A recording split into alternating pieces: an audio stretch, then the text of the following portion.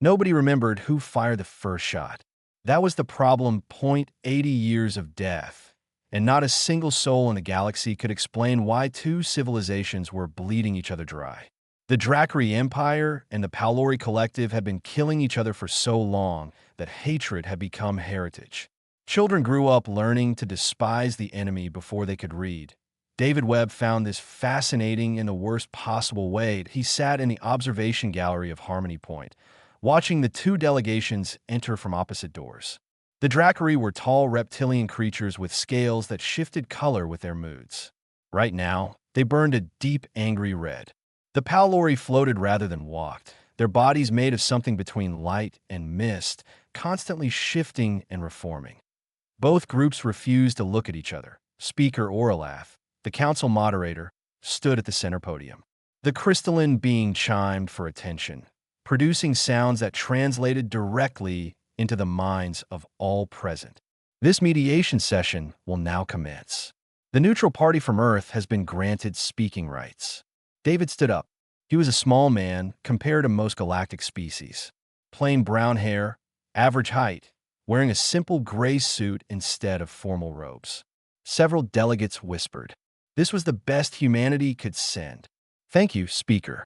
David walked down to the floor, hands in his pockets. Before we begin, I have a question for both parties. Admiral Yeneth of the Dracari snorted. His scales flashed with irritation. You have been brought here to listen and propose solutions, human, not to interrogate us. I understand, but my question is simple. David looked between them. What started this war? Silence. Consul Mirren of the Palori flickered uncertainly. The Dracari attacked our exploration vessel in the Kelos sector. They murdered 300 of our people without provocation. Lies. Admiral Yeneth slammed his fist on the table. Your vessel destroyed our colony ship. 7,000 Dracari died, including hatchlings. We responded to your aggression. We did no such thing. Your ship was already damaged when we arrived. Damaged by your weapons. David held up a hand. When did this happen? Both delegates paused. They looked at their aides. Numbers were checked. Records were consulted. 73 years ago, Consul Mirren finally said, were either of you alive then? More silence. No, Admiral Yeneth admitted reluctantly. But the records clearly show. Have you read the original records? Not summaries, not interpretations. The actual original documents from that day. The Admiral's scales shifted to an uncertain yellow. The originals are archived, classified. Only historians have access. David nodded slowly. So you're fighting a war based on documents you've never personally verified over an incident that happened before you were born, and neither side can agree on basic facts. He turned to Speaker Oralath. I would like to propose a joint investigation. Human researchers, with full access to both archives, will find out what actually happened. Absolutely not. Admiral Yeneth growled. You would tamper with our sacred records. Then send observers with us. Watch everything we do. Consul Mirren's form rippled with thought. And if you discover we were right, that the Dracari attacked first, then we'll say so. And if we discover the opposite, we'll say that too. David smiled slightly. I'm not interested in who is right. I'm interested in what's true. Those are different things. The chamber erupted in argument. Delegates from other species watched with growing interest. Most galactic mediations involve proposing territorial compromises or payment schedules. No one had ever suggested questioning the war's foundation itself. IT took 6 hours of debate. At the end, both sides agreed to the investigation, though neither looked happy about IT. As the delegations filed out, Speaker Oralath approached David. The crystalline being studied him with facets that might have been eyes. That was unusual, Ambassador Webb. You've made both parties equally angry at you rather than at each other. That was the idea. You realize that if your investigation finds uncomfortable truths, they may reject the findings entirely. People do not easily abandon beliefs they've built their identities around. David watched the last Dracari delegate disappear through the doors. I know, but sometimes you have to show people the chains before they'll consider breaking them.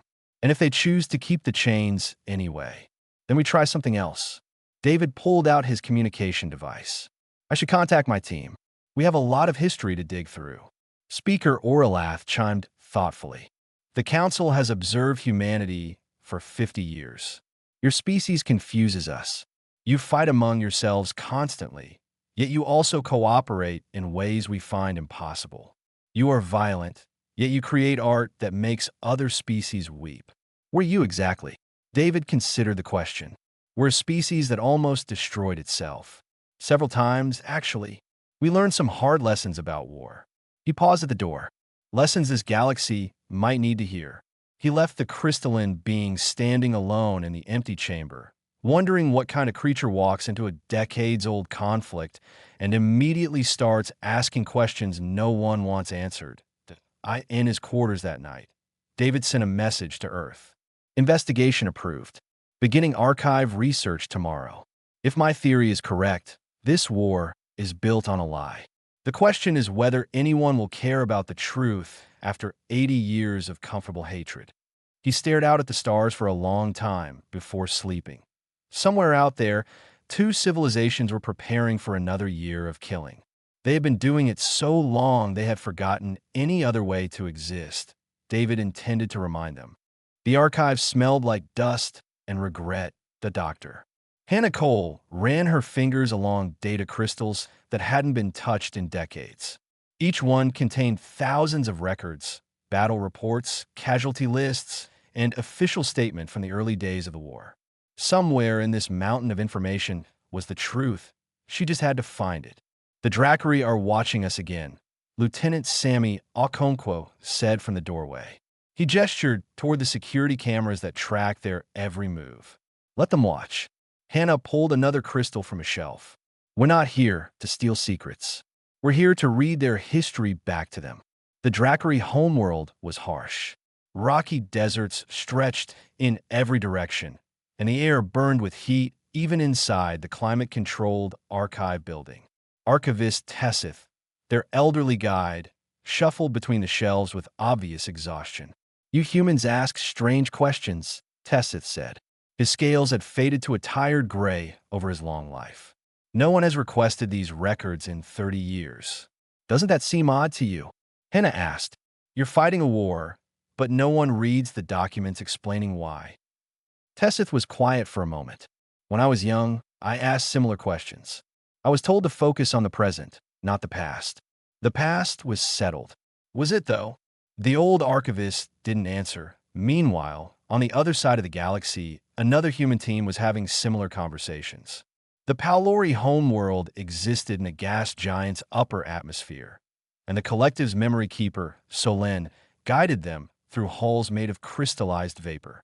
Our records are not physical like yours, Solen explained, her misty form leaving trails of light as she moved. We remember through shared consciousness. Our history lives in us. But memories can change, Dr. Cole's assistant pointed out over the communication link. People remember what they want to remember. Solen flickered with what might have been discomfort. We do not alter our memories. Not deliberately. But 80 years is a long time. Details shift. Context gets lost. The teams work for weeks. They cross-reference documents with memory fragments, match timestamps with coordinates, and slowly build a picture of that first terrible day in the Kelos sector. What they found changed everything. Hannah was the first to piece it together. She sat in the Dracari archive, surrounded by scattered crystals, her hands shaking as she reviewed the data for the 5th time. The Dracari colony ship had been caught in a solar flare. Its engines were failing.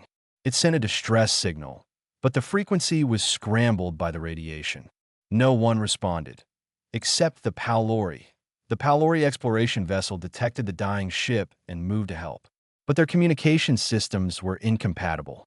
They couldn't explain what they were doing, so they did the only thing they could think of. They used their weapons, not to attack. To push, Paulori energy weapons, at low power, created a force wave that could move objects. The exploration crew was trying to shove the colony ship away from the flare. They were trying to save it, but the Dracari didn't understand. They saw a vessel firing at their people. They sent a desperate final message home. We are under attack. Then the solar flare hit both ships. The Palori vessel was destroyed instantly. The Dracari ship took critical damage. Most of its passengers died. The survivors made it home with a story of unprovoked Palori aggression. The Palori, meanwhile, received their own final transmission. Their exploration crew, seeing the Dracari ship still in danger, had reported Dracari refusing assistance. Continuing rescue attempt. Then silence. The Palori assumed the Dracari had killed their rescue team. Point two civilizations. Two tragedies. Two completely wrong conclusions. And 80 years of war based on a misunderstanding that neither side had ever bothered to investigate. Hannah contacted Sammy immediately. Get Ambassador Webb on the line. He needs to see this. Are you sure about this? Sammy asked. This is going to destroy a lot of people's beliefs about what happened. I'm sure. And that's exactly why it has to be told. When Hannah presented her findings to David Webb, the ambassador sat in silence for a long time. Finally, he rubbed his eyes and sighed. Millions dead. Entire generations raised to hate each other. And it was a rescue mission gone wrong. What do we do now? David stood and walked to the window. Stars glittered in the darkness, indifferent to the suffering below. We tell them the truth. Both sides. At the same time, they're going to hate us for this. Probably. David turned back to face her. But they're killing each other over a lie. Don't they deserve to know that? Hannah gathered her materials and prepared her presentation. She knew what was coming. People didn't thank you for shattering the stories that gave their suffering meaning. But some truths were too important to stay buried. The message was sent. The delegations were summoned. And the galaxy held its breath, waiting to see what happens when two enemies learn that their hatred was built on nothing but smoke and grief and a terrible, terrible mistake. Truth is a weapon that wounds everyone equally. David Webb stood before the combined delegations of the Dracari Empire and the Palori Collective. Behind him, holographic displays showed documents, coordinates, and reconstructed timelines. The evidence was undeniable. The room was completely silent. Admiral Yeneth's scales had gone white. Not red with anger, white with shock. His claws gripped the edge of his table so hard that the metal bent. Consul Mirren's form had stopped shifting entirely. The floating being hung motionless in the air, frozen in something that might have been horror. To summarize, David said quietly, the Palori exploration vessel was attempting a rescue. The Dracari colony ship misinterpreted the weapon's fire as an attack. A solar flare destroyed both ships before communication could be established. Both civilizations received fragmentary final messages that confirmed their worst assumptions about each other. He paused. There was no aggression, no murder, only a rescue that failed and a tragedy that was twisted into a war. The silence stretched for what felt like hours. Then Admiral Yeneth spoke. His voice was barely controlled. This is fabrication, human manipulation designed to weaken us. The evidence comes from your own archives, Admiral, verified by your own historians. Then the historians were compromised. You corrupted our records. Consul Mirren's form began to flicker rapidly. This cannot be accurate. Our memory keepers confirmed the Dracari attack. They remembered it. They remembered what they were told happened. Memory, even shared memory, is shaped by belief. Your ancestors truly believed they were under attack. That belief became the memory that was passed down. David looked between them. I understand this is difficult. You've both lost people to this war. Admitting it was unnecessary doesn't erase that pain. But continuing to fight doesn't honor the dead. It just creates more of them. Admiral Yeneth rose from his seat. His scales cycled through colors too fast to track. You understand nothing, human. You've been in this galaxy for 50 years. We've been fighting for 80. My father died in this war. My brothers. My daughters. His voice cracked. You're telling me they died for nothing? I'm telling you they died for a mistake. That's not the same as nothing. Mistakes can be fixed. How? How do I fix generations of death? Finding it now. By choosing not to add any more names to the list. The Dracari Admiral stood, trembling with rage or grief or something in between. Then he turned to Consul Mirren. Do you believe this? He demanded. Mirren's form rippled. I don't know what to believe. Then believe this. Admiral Yeneth pointed at David. This human has come into our conflict and tried to make fools of us both. He wants us weak. He wants us confused. That's what humans do. They manipulate. David remained calm. What would we gain from that, Admiral?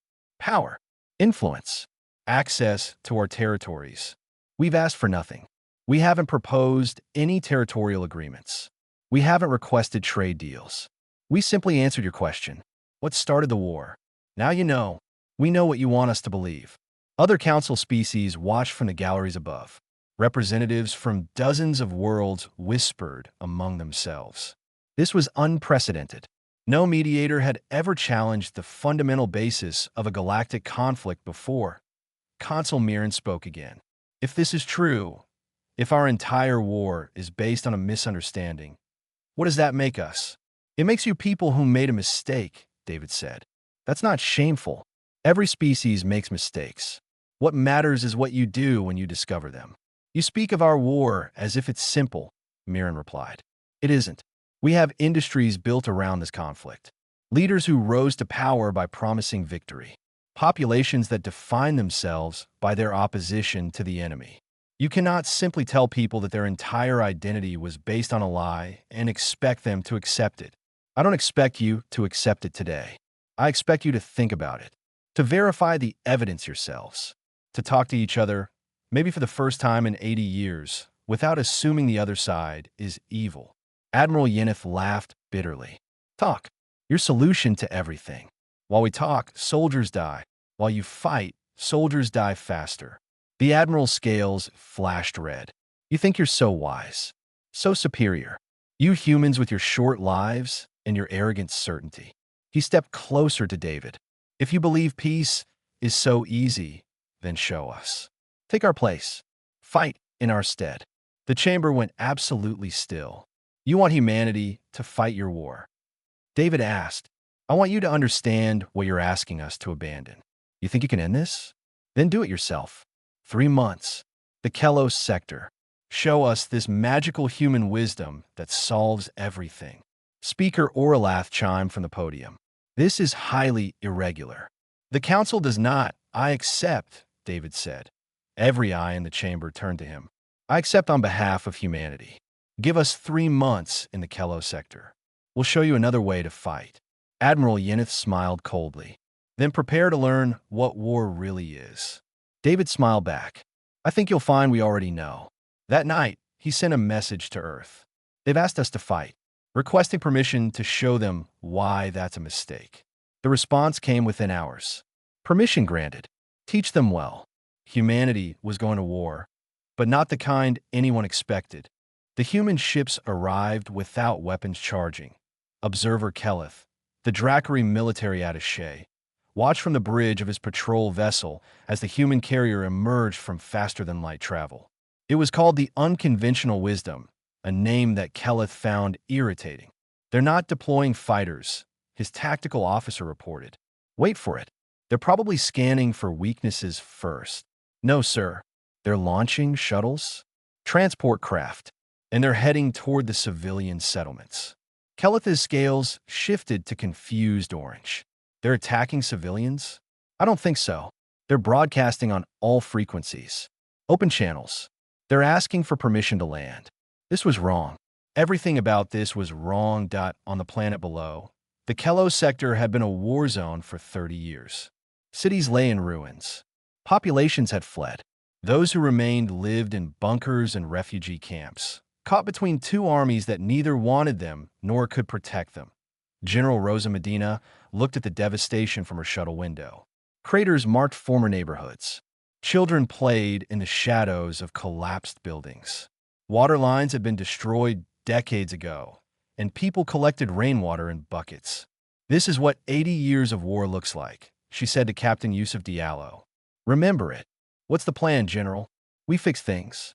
The shuttles landed in the neutral zone between the 2 armies. Human soldiers emerged carrying not weapons but tools, medical supplies, water purification equipment, food. The local residents watched in stunned silence as these strange creatures began setting up aid stations. No one shot at them. No one demanded anything. They simply started working, Sergeant Priya Sharma approached a group of Drakari refugees huddled near a destroyed fountain. They flinched away from her. "I'm not here to hurt you," she said through her translator. "I'm here to fix your water system. Can you show me where the main pipes are?" An elderly Drakari pointed with a trembling claw. "Why? Why would you help us?" "Because you need help. That's enough." Word spread through the sector. The humans weren't fighting. They were building.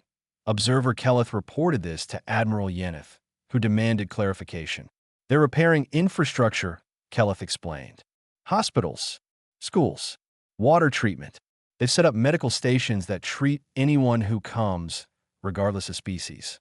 Drakari soldiers have been seen accepting treatment alongside Palori civilians. "This is a trick," Admiral Yeneth insisted. "They're trying to win hearts and minds so they can control the population later." "Perhaps, but the population is currently starving and sick. Your war has devastated this region. The humans are fixing what you've broken." The silence on the other end was long and uncomfortable. 3 weeks into the human occupation, the first real test came. A Drakari artillery battalion decided to resume shelling Palori positions. The humans were in the way. Commander Medina received the warning. "Artillery strikes incoming. All personnel, do not engage the Drakari forces. Repeat, do not engage." "General," Captain Diallo said carefully, "they're going to kill our people." "No, they're going to try." She contacted the fleet in orbit. "Intercept those shells. Use the ships." The unconventional wisdom moved into position. As Drakari artillery shells screamed toward the surface, human vessels descended into the atmosphere. They didn't fire back. They positioned their shielded hulls directly in the path of the bombardment. The shells struck the human ships and exploded harmlessly against military-grade barriers. For 6 hours, the Drakari fired. For 6 hours, human ships absorbed the attacks without returning a single shot. Finally, the bombardment stopped. Not because the Drakari ran out of ammunition, but because their soldiers began refusing to fire. "What's the point?" one gunner asked his commander. "They won't die and they won't fight back. What are we even shooting at?" On the Palori side, similar confusion was spreading. A Palori assault force attempted to advance through human lines. They found rows of human soldiers sitting cross-legged in the dirt, completely unarmed. "Move or die," the Palori commander ordered. The humans didn't move. "We're not here to fight you," one soldier said calmly. "We're not here to stop you either. But if you attack us, you'll have to explain to the galaxy why you killed unarmed medics and engineers." The Palori hesitated. Their weapons could vaporize these humans in seconds. But there were cameras everywhere. Human drones recorded everything. The entire galaxy was watching. The assault force withdrew. Observer Whisper of Stars, the Palori witness, sent her report with something like awe. "The humans have made violence meaningless. If you attack them, they absorb it. If you ignore them, they heal what you've destroyed. They're not fighting a war. They're fighting the concept of war itself." In refugee camps throughout the sector, something strange began happening.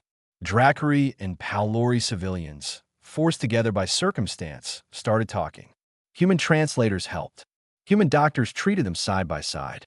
Human soldiers shared meals with anyone who was hungry.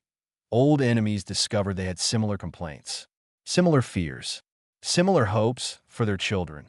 Kelleth watched a Drakari hatchling playing with a Palori youngling near a human medical tent. They were laughing. He hadn't heard a child laugh in years. He sent his final report of the month. "The humans aren't fighting the war. They're making it impossible to continue." General Medina read the report and smiled. "Good," she said. "That's the idea." Panic spreads faster than plague. The Drakari High Command watched their carefully maintained war machine begin to crack. Soldiers were refusing deployment orders. Veterans were speaking publicly about doubts they had carried for decades. Young officers were asking questions that had no good answers. "The humans have infected our military with weakness," General Vorith growled at the emergency council meeting. "They've turned our warriors into pacifists. They've done nothing but build hospitals." Admiral Yeneth replied tiredly. "Our warriors are questioning the war because they've seen what it actually looks like on the ground. Refugees, destroyed cities, children dying of diseases we could have cured if we weren't spending every resource on weapons. You sound like you're defending them. I am stating facts. The humans didn't create those conditions. We did. They simply showed everyone what we'd been ignoring. The Palori Collective was experiencing similar turmoil. Memory keepers reported unprecedented disruption in the shared consciousness. Conflicting memories, doubts, and newly formed connections with Dracari individuals were destabilizing the entire species. Consul Mirren addressed the collective's leadership with unusual bluntness. The humans have broken something in us. Or perhaps they've exposed something that was already broken. Either way, we cannot return to the way things were. Then we must remove them, another leader said.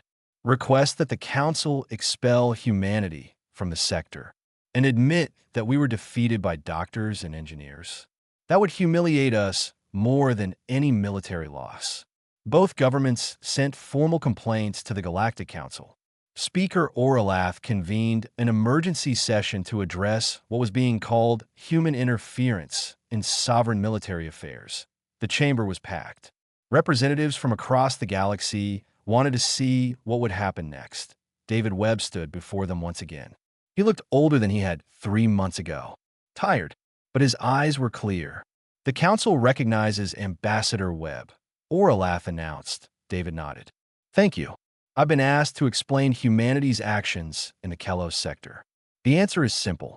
We stopped fighting a war and started fighting the conditions that made war possible. You were asked to resolve the conflict through military means. Admiral Yeneth interrupted. Not to undermine our societies. With respect, Admiral, you asked us to show you another way. We did. You just didn't expect it to work. Work? The Admiral's scales burned red. You've destabilized 2 empires. Our weapons industries are collapsing. Our military recruitment has dropped by 60%. Young people are talking about peace like it's something achievable. Isn't that the goal? You asked us to end the war. Wars end when people stop wanting to fight them. Wars end with victory, with surrender, with clear winners and losers. Not with whatever this is. David was quiet for a moment. Then he addressed the entire chamber. My species nearly destroyed itself. Multiple times. We developed weapons that could end all life on our world, and we came very close to using them. We learned something from those experiences. Something that took us centuries and millions of deaths to understand. He paused. You cannot kill your way to peace. You cannot bomb someone into loving you. Victory in war creates resentment that leads to more war. The only way to truly end a conflict is to make people forget why they were fighting. Pretty words, Consul Mirren said. But you've left us with nothing. Our economies were built around this war. Our governments were structured to fight it. What do we do now? Build something else. The Kelos sector needs everything. Housing, schools, industry. You have 2 civilizations full of workers who are very good at building things that destroy. Teach them to build things that create instead. A young Dracari representative rose from the back of the chamber. I would like to speak. Admiral Yeneth glared. Sit down, Lieutenant. No. The young officer stepped forward. I've served in the Kelos sector. I've seen what the humans have done. I've seen Dracari children playing with Palori children. I've seen soldiers from both sides eating together, laughing together. Things I was told were impossible. He turned to face the assembly. My grandfather died in this war. My father died in this war. I was prepared to die in this war. But I don't want my children to die in this war. For the first time in my life, I believe they might not have to. Other young delegates began standing. Dracari and Palori together. A small group, but growing. Arrest them, Admiral Yeneth ordered. They're speaking sedition. Security forces moved toward the dissidents. And then something unexpected happened. Human soldiers, who had been standing quietly along the walls as an honor guard, stepped between the security forces and the young delegates. We're not armed, General Medina said calmly. We won't stop you by force.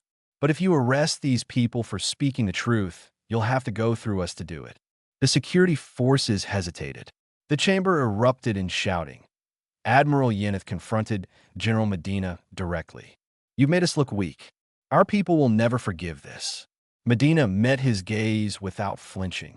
Your people are already forgiving each other. That's what terrifies you. The admiral had no response to that. The session dissolved into chaos. No votes were taken. No resolutions passed. But something had shifted. The young delegates were not arrested. The dissent was not silenced. And in the Kelos sector, life continued. Slowly, carefully, two species that had been killing each other for 80 years began learning how to live together instead that IT would take time. Years, maybe decades. But for the first time in living memory, it seemed possible. And that terrified the people who had built their power on war more than any weapon ever could. 5 years changed everything and nothing. The Dracari-Pelori War officially ended on a quiet afternoon, signed into history by leaders who had inherited a conflict they never started and finally found the courage to stop in victory parades. No celebrations, just relief. The Kelos sector was unrecognizable. Where rubble had stood, buildings rose. Where refugees had huddled, communities thrived. Dracari and Pelori worked side by side in factories and farms and schools. Some had married. Some had children together.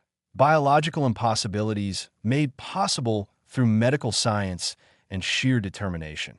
David Webb watched the peace treaty signing from a balcony above the council chamber. He was old now. His hair had gone white. His hand shook slightly, but his eyes still held that same quiet certainty they always had. You did this, Speaker Oralath said beside him. You should be down there receiving recognition. I didn't do anything. They did. We just showed them it was possible. That is not a small thing. No, it isn't. Below, Admiral Yeneth and Consul Mirren shook hands for the cameras. Both looked uncomfortable. 80 years of hatred didn't vanish overnight, but they were trying. That was enough. The real ceremony came later. The Galactic Council convened in full assembly. Representatives from every known species filled the chamber. This wasn't about the war anymore. This was about something else entirely. Speaker Oralath addressed the assembly. We are here to discuss the future of humanity's role in galactic affairs, specifically their participation in military conflicts. A Dracari delegate spoke first. The humans ended our war. They should be rewarded. They ended your war by collapsing your economy. Another species representative replied. Weapons manufacturers across both empires went bankrupt. Military contractors lost everything. The economic disruption is still being felt. Those industries were built on death. Perhaps they deserve to fail. And the soldiers? The generals? The entire military structure that kept your civilization functioning. They're being retrained. It's difficult, but possible. Speaker Oralath chimed for attention. The Council has compiled a full report on human intervention in the Dracari-Pelori conflict. The results are comprehensive. The holographic display showed charts, graphs, and data points. Human actions resulted in the complete cessation of the longest war in recent galactic history. They also resulted in massive economic restructuring across two empires, the dissolution of 17 nationalist political movements, the decommissioning of over 3,000 warships, and a fundamental shift in social attitudes toward interspecies cooperation. The chamber was silent. In other words, Oralath continued, humans are extraordinarily effective at ending wars. Perhaps too effective. Several council species have expressed concern about what would happen if humans intervened in their conflicts. A nervous murmur spread through the assembly. David Webb was finally called to speak. He walked slowly to the podium, leaning on a cane he hadn't needed 5 years ago. I understand your concerns, he said. Humanity is disruptive. We ask uncomfortable questions. We challenge assumptions that have been accepted for generations. We make peace possible in places where wars seemed inevitable. He paused. That frightens some of you. If we can end the Dracari-Pelori War, what's to stop us from ending others? From interfering with your carefully maintained tensions? Your profitable arms trades? Your political structures built on external threats? The silence was answer enough. We never wanted to fight your wars. We wanted to show you they could end. That's all we've ever wanted. David smiled slightly. If you're asking us to stay out of galactic conflicts, we'll accept. We have enough problems of our own to solve. The vote was called HFY unanimous decision. Humanity was formally forbidden from participating in galactic warfare. Not because they were too violent, because they were too good at peace. 20 years later, on a quiet street in the Kelos sector, a young Dracary girl sat next to her Palori neighbor. They were doing homework together, complaining about teachers, and sharing snacks like children everywhere. Grandmother says that humans aren't allowed to fight in wars, the Dracary girl said. Why not? The Palori child considered the question. Her form flickered thoughtfully. My parents said it's because they fight wars wrong. Wrong how? They make you forget why you were fighting. The Dracary girl thought about this. It seemed like a strange thing to be punished for. Making people forget their anger sounded nice. Can they teach us? She asked. Her Palori friend smiled in the way her species smiled, light rippling through her form like laughter. I think they already did. Somewhere across the galaxy, humanity continued its quiet work. They had been forbidden from warfare, but no one had forbidden them from mediation, from aid, from asking the questions no one else would ask. One by one, old hatreds were examined. Ancient grievances were investigated, and slowly, carefully, other wars began to end, not through victory, through understanding. David Webb died peacefully at 93, surrounded by grandchildren who had never known war. His last words were simple. We almost destroyed ourselves. We learned better. Everyone can learn better. The galaxy was still full of conflict, still full of fear and anger and old wounds that refused to heal.